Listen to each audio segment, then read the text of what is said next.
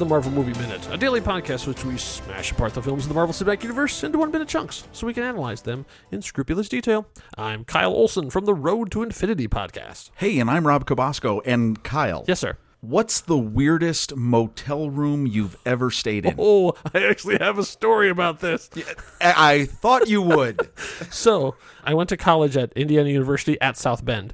Our big trips out there were to Chicago, because Chicago was about 2 hours away. So that's where our big city was. So that's where we would do all this stuff. And I went there with a friend. I will not say him by name, because I don't think he comes off very well in this story. Oh, no. But as we were going to there, we were going to go to a theater event. I mean, I can't remember. I think it was to a play, something that was touring at the time. I can't remember exactly what it was, because the rest of the night stayed with me very much. So much so that it wiped the previous fun stuff away. I was like, oh man, it's going to be late to come back. He's like, oh, don't worry. I got a place for us to stay. I was like, oh, fantastic. Like I like driving at night is one of my least favorite things. I get super tired. I don't want to have to deal with it. We're coming back. Those of you who don't know, there's Chicago proper, and there's this huge area that surrounds it. And the further south you go, the rougher things get. So the roughest part of Indiana, I would say, is probably Gary, Indiana. And so where the two meet is pretty dicey. I say this as someone who lived in Indiana for more than 2 decades. It's pretty rough down there. So as we're going off, he pulls off into an area like that. And I was like, where are we going? And he's like, oh, yeah, well, it's right there. And he points up, and there's a giant neon sign next to the highway that everyone who drives from South Bend to Chicago knows. $19.99 a night. He was like, yeah, it was right there. I figure that's the easiest place to go. Oh, no. Oh, my God. Going into this hotel, first of all, 2-inch bulletproof glass around the person at the front counter.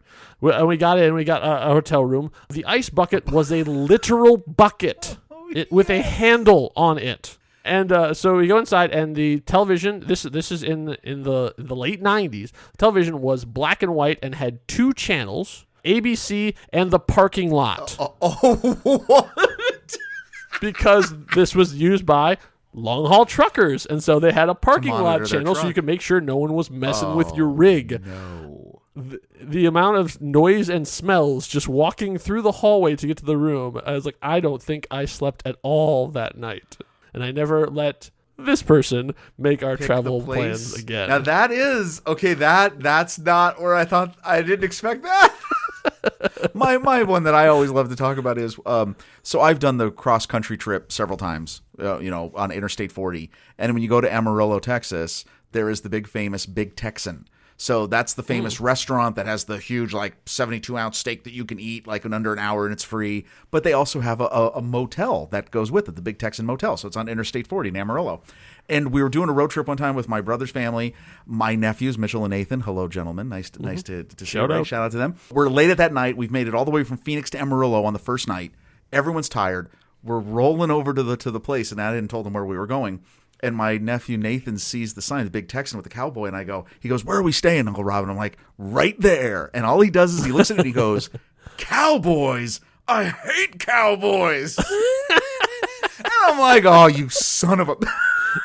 We're going there and sleeping. So we get there, right? It's just Morgan and I. They had their room. This place, you got to check it out online. Okay. Their motel, the facade of it is designed like all these little, like an old Western town. So the facade are like all these different buildings, but they're just motel rooms. Okay. And the only thing that I remember is as you walk into the room, it was a very modest room, which was perfectly fine. Sure. It had the weird wood wagon wheel on the wall of course. And everything else. But you've got your bedroom, and then you've got the bathroom, and then the shower and the toilet. The space between the bathroom and the bedroom had saloon doors. Oh. Completely unnecessary. I mean, they weren't for any reason other than, well, it's going to be a Western place, so we're going to put saloon doors in the rooms. And I just remember thinking, okay. So anyway. Still a nicer motif than the hotel room we're going to see today. You win. You win. Story. All right. So thanks for listening to us. Yeah. Just go crazy about motel rooms. I mean, because there's not a whole lot in this minute. No, there's a lot of hotel sitting around and looking at things action here in minute 64 of The Incredible Hulk, directed by Louis Leterrier from all the way back in 2008. Our pick up where we left off, which is next to the product placement. Sorry, next to the vending machines. And Bruce wakes up and Betty starts him, and it looks like this has really taken a toll on him. We've he never looks trashed. The last time we saw Bruce, it was after he had woken up from his last thing, and he didn't seem that bad. He seemed more disoriented than actually, physically hurt. But this time he seems spent. Like he's been up for 6 days straight, and like he's shaky on his feet, like he is really not feeling good. And that's not something we've seen post transformation before. That the Hulk really takes a toll on Bruce afterwards. Now, do you think that's just simply just dramatic effect, or do you think it's because the battle was he had to deal with so much stuff, and he smashed so many things, and he had to deal with explosions and helicopters and everything? I guess so. That's my thought. Is it's kind of like why baseball players have to ice down after a game. It's that same kind of thing. Like you've used all the muscles. I mean, and he literally has used all the muscles because they became gigantic muscles and now smaller muscles again. So that's got to take a toll. It's just interesting that we never really saw that before. It's like this seems like a new symptom of a thing that we had. So it seems a little out of nowhere, right? Even though it makes sense. And we also notice too, as she's walking him to the room, this is an outdoor motel, obviously. Mm-hmm. We see a sign in the background, and we can make out E-Mile Fork for the most part. But doing a little bit of sleuthing, and we'll see this later on. But it has a prominent role right there. That's 5 Mile Fork, which is a community in Spotsylvania County, 5 miles west of Fredericksburg, Virginia. Yeah, that's right, because Culver University supposedly is in Virginia, so they're on the outskirts of Virginia, and probably going to be headed north. Right, but I thought this was interesting because we've talked about Culver University, and we know that isn't actually in Virginia because of where they filmed this. Mm-mm. Did they actually make I think we've talked like off episode about not knowing. No one really seems to know where this location of this filming is, of this motel. Yeah, it's we did some checking and realized other people had done checking and couldn't find exactly where this one was. In the next minute, we'll see an establishing shot of what it looks like, but it turns out that was not where they shot it. That was just a nice piece of footage they had that sort of matched where this. So wait, are we assuming then that this is somewhere in Canada? Somewhere in Canada. And they actually mocked up the 5 Mile Fork sign? Apparently. Wow. Production design. Okay, going back to what we've talked about before, kudos to the production design people. Yeah. Because that's amazing. Yeah, because they did not, I can guarantee that they did not fly to Virginia to shoot the hotel scenes. No, that makes no sense. No. I mean, zero. Okay. Yeah. No, that's awesome. We have something we haven't seen before also, and I don't think we're going to really see again, in that Bruce gets a flashback of the Hulk. Oh. We see him, he's in the shower, he's doing it, and then suddenly, to him, the nozzle of the shower turns into the front of the minigun on top of the Apache that had shot at him earlier, which is really close up. So it's like, is that a little vision of how good the Hulk's eyes are? Right. That he could see that clearly. He could sort of binocular zoom in on that thing. Well, his eyes are bigger. They are much bigger, and they can adapt, I guess. So maybe they can adapt to looking at things close up about all the bullets coming at him. And so obviously Bruce has a big I'm being shot reaction to it. It's the worst thing because the Hulk does all of the fighting and Bruce gets all the post-traumatic stress. Right. So he has to deal with all the dealing with this. It's interesting because now we see that sometimes the memories seep through. Right. And we'll see this because obviously it's the same character, even though it's played by a different actor as we continue on, that he gets glimpses, but doesn't really get. It's not like Bruce is riding in the passenger seat as the Hulk does his stuff, watching everything going, oh, no, don't. He is gone. For those, and every once in a while, he gets little snippets of things that the Hulk has done, but for the most part, he has no idea what the Hulk was actually doing or where he is, any of that stuff. So yeah, once again, Bruce gets the raw deal. Now, I know you've talked about how much a fan you are of creative dissolves. Yes, and you must have loved this because I this did. is a well done one, nice. right? Yeah, between the shower head going to the artillery fire. Yeah, I thought and that then was all the CG steam to make sure that his bits were covered because So- stay PG-13. I guess we need to talk about this. Yeah. So we see Bruce has this flashback. He falls down. We go to an overhead shot of the shower. Bruce discreetly falls down into sort of a fetal position, and he's naked. Oh yes. This is the first / only full naked shot of someone in the MCU. Huh? Yeah, I think it is. Well, other than another appearance by the Hulk coming in a later movie. True, but I mean, are you referring to specifically to Avengers, like to heroes? Because I can think of a semi-naked shot. Oh, right. Possibly. Right. Exactly. In Iron Man. I don't know what you call this because I don't know if this was necessary. I don't think they had to do this. Plus, you had to then, not only that, but yes, everyone, there was a CGI artist who had to place protective steam in certain areas. Right. Which, okay. Sometimes you get to animate the Hulk punting a guy across a field. Sometimes you got to cover Edward Norton. His butt shape. Yeah. This is what you're going to do. No, it's just interesting. I mean, because it is. I mean, we've talked about some of the little controversies about the crafting of this movie. And clearly, I'm sure there was someone who really wanted to do this and someone who was like, I'm not sure, but whatever. It just does seem odd. Yeah. I mean, and especially like you said, I mean, just because we know where the MCU is today and how much important reputation is and what viewers expect of that movie, it just seemed like an interesting shot. Yeah. So as we cut back to Betty coming back, and so we now get to see the hotel room proper as she walks in carrying her stuff. And as she walks in, it's sort of like, oh, hey, this is, as she first steps in, I'm like, this is pretty nice. They have 2 full beds. Hey, that's great. Oh, wait. It's a mirror on the door showing the one bed. Oh, it's half the size. Oh, you wacky mirrors. You got me again. And what's over the bed? A big mounted fish. Yeah. Couldn't exactly tell what kind of fish it was. I think it was a marlin. Yeah, but I couldn't marlin tell too. the front to see if it had the pointed sword of a swordfish.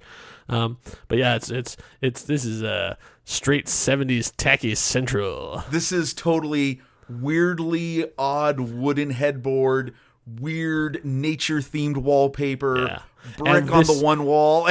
This is 100% a set. This is not an actual thing. And but once again, for production design, it looks like there's a real station wagon sitting out in front of it. Because as she opens the door, there's a station wagon sitting there. So they rolled a station wagon into the set just as backdrop for when she has to open the door. Which maybe it's a big mural. And you wonder why movies cost so much. Yeah, I'm sure it's a mural, but I think that's a real station wagon there too. That's funny. Yeah, no, but this is as though we joked about it obviously in the beginning. Yeah, I mean this is just the classic tacky motel room that I'm sure the Winchesters are staying in the hotel room right next door to them. Right. It's the classic one. And so Betty hears a horrible sound coming from the bathroom, and we assume it's Bruce going through more trauma, like freaking out about a memory he has of the Hulk, but it's not. It's it's Bruce inducing vomiting. That is what it does sound like to the audience. Yeah, I'm not sure that's what she heard. Yeah, we won't know about that until the next minute.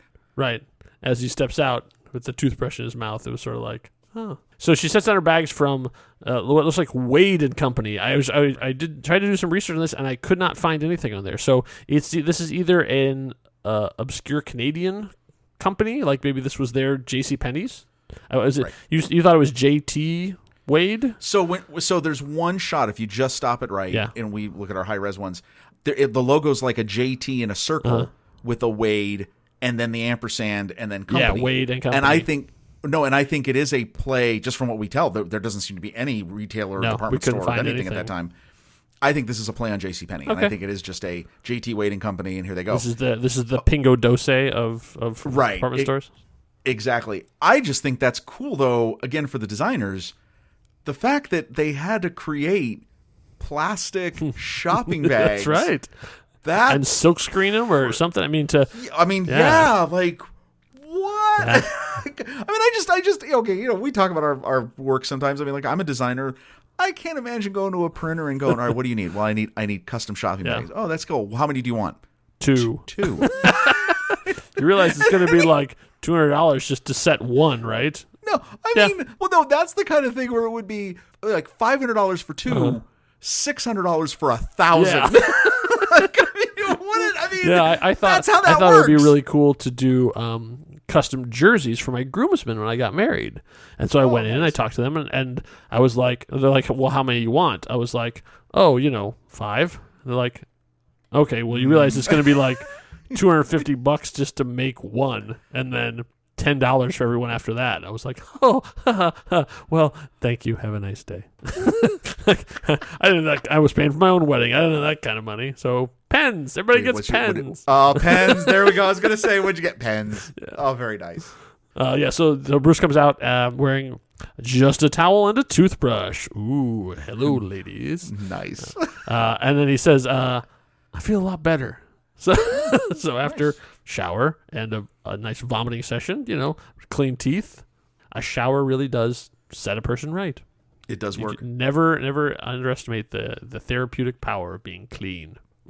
And that is where minute 64 comes to an end. So now you know why we went on this crazy story about motel rooms, because that's it. Yeah. That's all we got. Yeah, not a whole lot happening here. It's not quite the hallway scene, but, close to it.